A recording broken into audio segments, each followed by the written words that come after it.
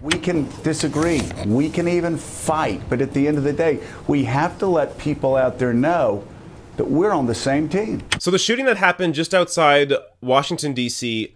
appears to be possibly politically motivated. So the guy that was the shooter, he was a Bernie Sanders volunteer. He was vocally a supporter of Rachel Maddow. He watched MSNBC, and he showed a pattern of behavior of hating Republicans. So since then, this has come out, there's been sort of a coalescing among some in the media and how we need to change the language of us versus them and get down to discussing more about policy. Now, Morning Joe Scarborough was on his show this morning and he talked about this. So I agree with him. Now, I don't agree with everything he says here, but listen to what he has to say. We can always press the reset button. We can always move forward.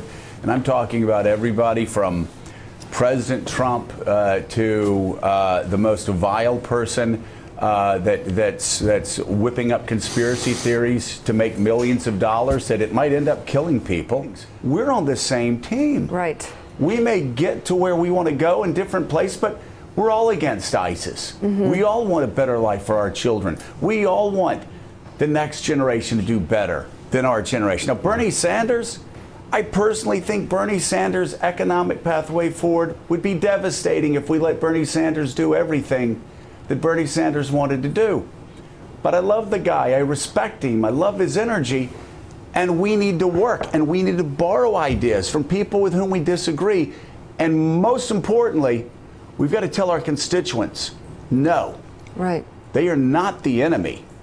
They are on our team. They are Americans. Joe Scarborough is absolutely right in his idea that we do need to make this about the fact that we're all human beings and that we need to focus on the ideas. And I think it's funny he mentioned Bernie Sanders there.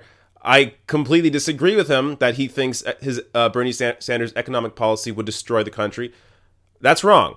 But see what he's doing there? He's attacking the policy. That's fine. If you want to attack the policy, that's where the focus should be. Because he goes on and says he respects Bernie Sanders. He loves the guy. Because he knows Bernie Sanders is an honest politician. Bernie Sanders talks about what he feels, what he actually believes. He doesn't play this game where he's either answering to donors or saying things just to get elected. He talks about what he believes in. And Bernie's consistency shows his honesty. But you can see how Democrats would get frustrated when the right wing doesn't want to do anything on gun control or healthcare, or in terms of healthcare, they actually want to take healthcare away from people. So there's this idea that is peddled in the media that both sides are equal. Both sides are not equal. One side actively tries to misinform you. Now, the Democrats, yeah, I have a ton of problems with the Democrats, especially in their strategy and how they actually try to win seats. But the Democrats' issue is not that they're outright lying about Republicans' positions on issues. Like, that is actually the one area where Democrats are honest when they talk about what the Republicans are trying to do. Now, when it comes to their own motivations and why the Democrats want to vote for certain things or don't want to vote for certain things, that's where the dishonesty comes in.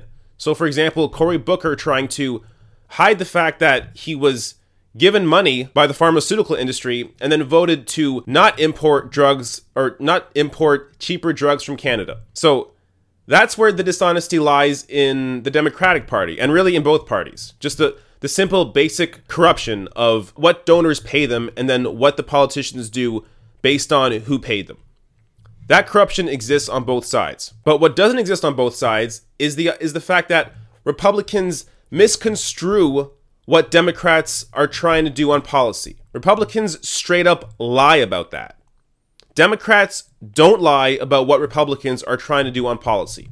So if we're going to have a debate on policy and actually discuss these issues in a smart, intelligent way, then we have to do it based on data, based on science, based on evidence. If the evidence shows that trickle-down economics has been implemented since the 80s and has not worked, and in fact has led to the majority of gains going to the top 1% while everybody else loses out, then we're not having an honest discussion on economics. And just to change gears here for a second, this is also part of the reason why I think it's so damaging to hit people like Hillary Clinton on ideas like she may have murdered Seth Rich, or the DNC may have murdered Seth Rich, or she may have Parkinson's or an illness or something. Like, it muddies the waters. It moves us away from the actual content of what matters.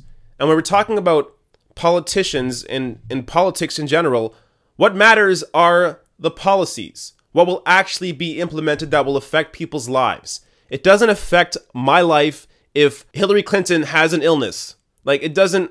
I mean, maybe somehow it affects your life. I don't know. But that issue, that is not an issue. The issue should be, what don't you like about her policies? And there are plenty of things to not like about Hillary Clinton's policies.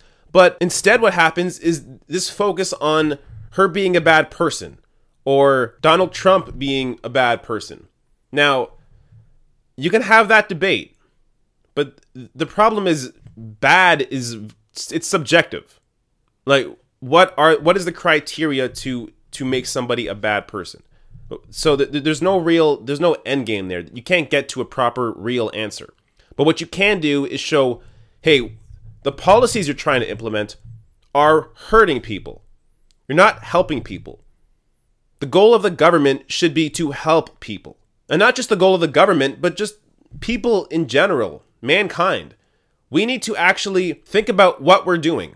A big reason for why I do this show is because I want to spread a message of rationality. I want people to question what they're told, whether it's from the media, whether it's from politicians, and I want to do that across ideologies.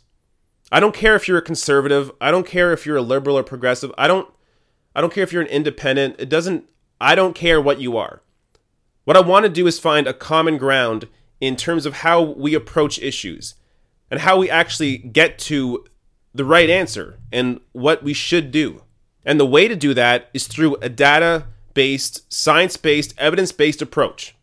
If you don't have the evidence to back up the type of ideas you're trying to implement, then you don't have an actual argument to make. So while that's what I try to do, there are YouTube people out there that are spreading misinformation. They're spreading lies.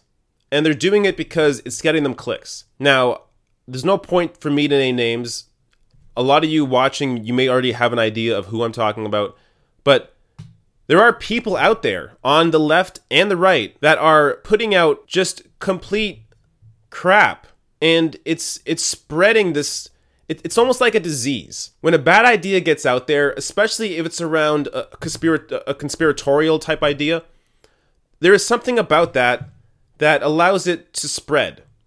And the problem with people that have a platform that spread these ideas is that you are sort of the cause of it. These ideas would go away and die. These ideas used to go away and die because the only way that you'd be able to have an audience is if you were on television and present your argument on television. And you probably wouldn't get a spot on television if you're an insane person. But because that filter's gone, we now have to be more self-aware of what our impact is on humanity. What drives your life shouldn't be self-enrichment. It should be enriching the lives of others. Because what you find is that when you do enrich the lives of others, you actually yourself become happier. And because we don't have that filter in terms of television, because anybody can be on YouTube and say anything they want, we need to self-police ourselves. And that doesn't mean not being angry. That doesn't mean not being passionate. That doesn't mean that doesn't mean not calling out somebody when they're lying. But what it does mean is doing it in a way that's rational, that even if someone doesn't agree with you, they can understand where you're coming from. So for example, even in my ranting video yesterday about Joy Reid, I mentioned the fact that she is good at criticizing conservatives and Republicans. And I mentioned that because it's true.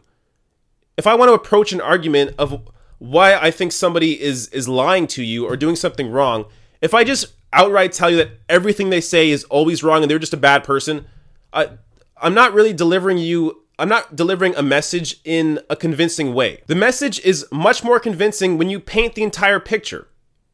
If you just focus on one thing and make it seem like that person's terrible, you're not making progress. The real progress is made is when you say, hey, I like what you did here, but I don't like what you're doing here. And this is why. Because that removes itself from being an attack. Because it removes itself from being an attack and is now a criticism. So in my mind, an attack is when you're just hitting somebody for everything they're doing wrong and not mentioning anything they do right. Or at the very least, not mentioning what the motivation is. So another example, I hit conservatives quite a bit because I think they do the wrong thing.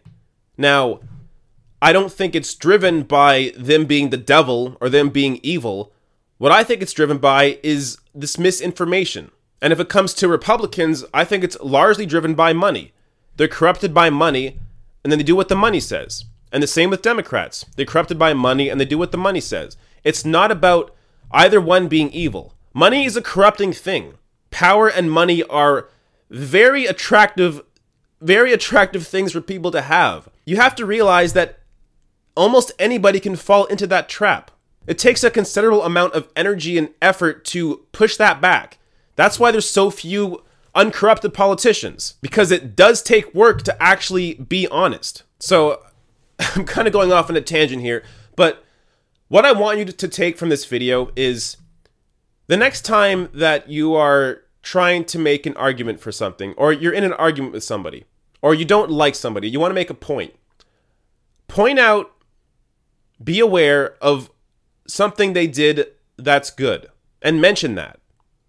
Whether you're on YouTube or whether you're in a Twitter argument or whether you're face-to-face with somebody, talk about, hey, I don't hate you. I'm not an evil person. I don't think you're an evil person. I like that you did this, or I like that you're this kind of person. But I don't agree with you when it comes to this point, and this is why. It's a much more effective argument when you can compliment somebody in the same breath that you're also criticizing somebody. It's an effective message. So we need to get away from the demonization of the other side or whoever it is you don't agree with. Don't demonize them. Try and think in your mind, if I was in their shoes, why would I act the way they're acting? What might be motivating them to act the way they're acting? Because then it allows you to empathize and really understand, okay, that's why that person may be acting that way. And once you understand that, then you can better approach the argument or the criticism to fix that.